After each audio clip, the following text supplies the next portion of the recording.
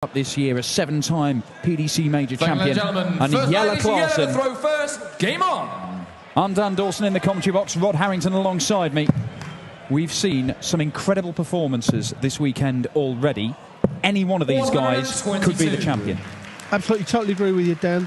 I don't think we've ever had a quarter-final where you could say all 8 are playing well enough to win it. I know you've had to play well to get here, but seriously, all 8 players can stake a claim to that trophy and the 25,000. And this afternoon, I've got to say, the best ever, 81. As I say, afternoon of darts we've ever had in a European event. It really was up there. I did a little completely unscientific average of the averages, and it wasn't quite as high as I thought, actually. I did a couple of averages that dipped below what I thought they were towards the end of the game, but it was still 99, and that is really top stuff. That is, yeah. For the second time this weekend, we've had somebody lose with 111 average, which is just ridiculous. As our friend Kevin Painter would say, how's your luck? How is your luck? 100.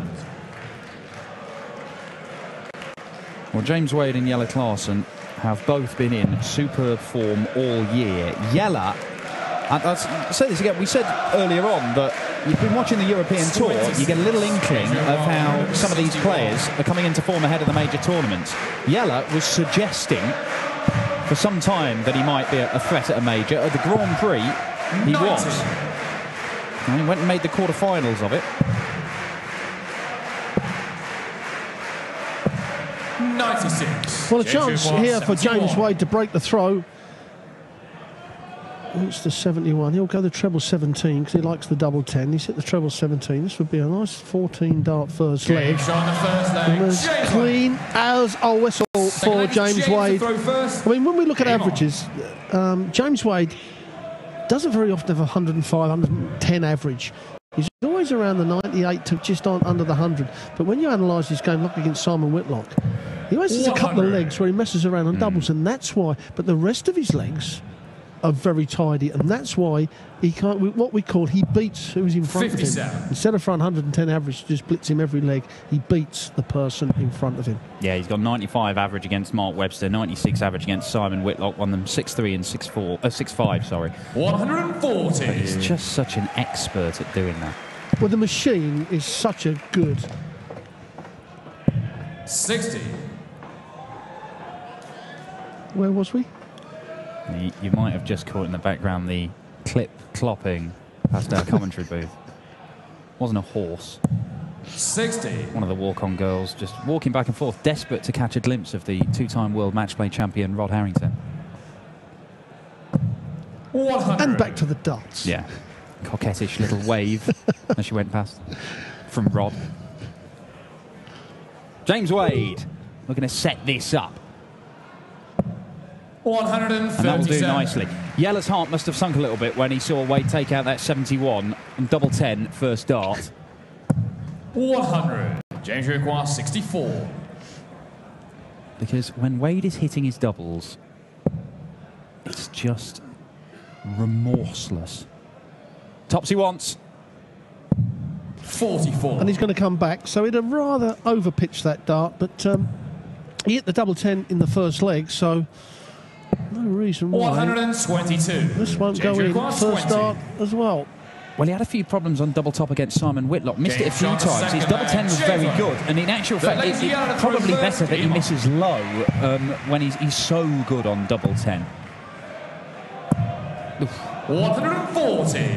It does give him leave to really attack that double top because he doesn't mind if he hits low.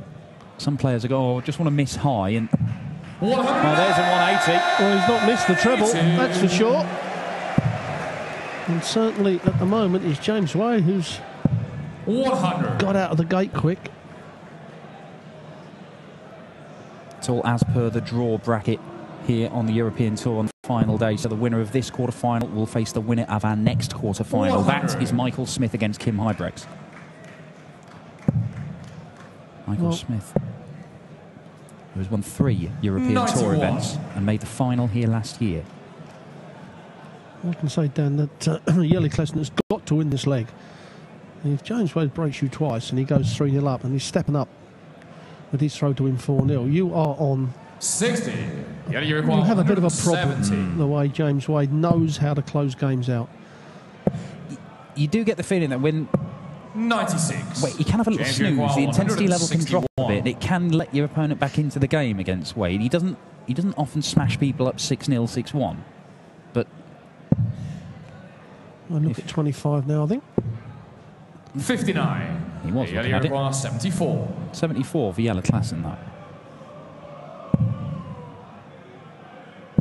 38. Well, James Wade possibly 102.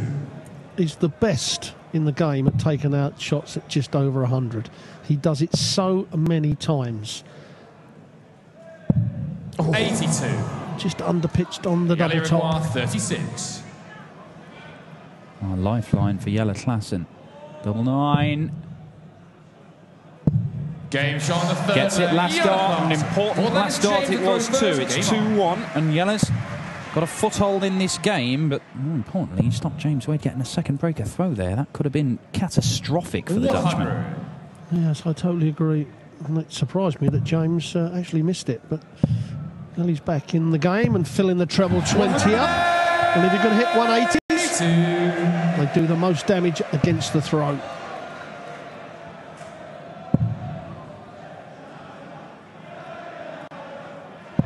Klaasen won his first PDC title in Ireland in 2007. 59. He had to wait nearly 8 years to get another one, which seems ridiculous, particularly when you see what he's done this year and made 4 finals, won 2 of them, should have won another one, but he missed 10 match darts against Michael van Gerwen in the final of the Players' Championship. But I remember when he made the quarterfinal in Dusseldorf, I asked you, Rod, are we seeing the emergence of Klaasen, to truly be, fulfill his potential?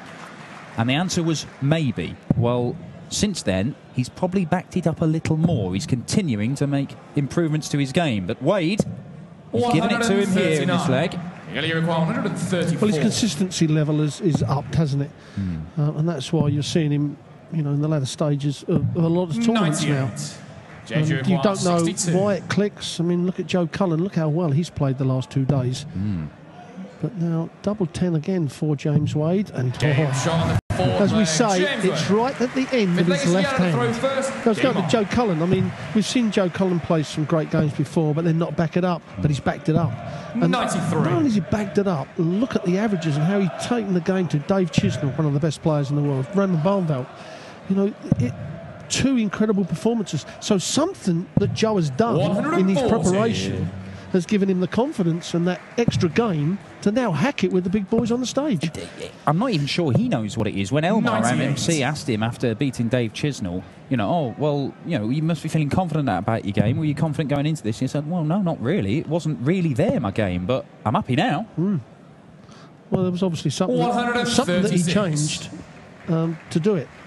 Whether it's the confidence level and, with other players, as we see Klaasen, with other players that are on the slide, you've got to change something. If you don't, it probably isn't going to change and you'll be saying goodbye to us a lot sooner than perhaps you should do. Wade looking at the 25 now, isn't he? He stayed up there. He liked the lie. He thought, I'll take a gamble, try and get another treble 20. Backed himself. The 170 is not going to go for Klaasen, so Wade will come back now. James looking at the bullseye. 125. Another decent chance of breaking the throw.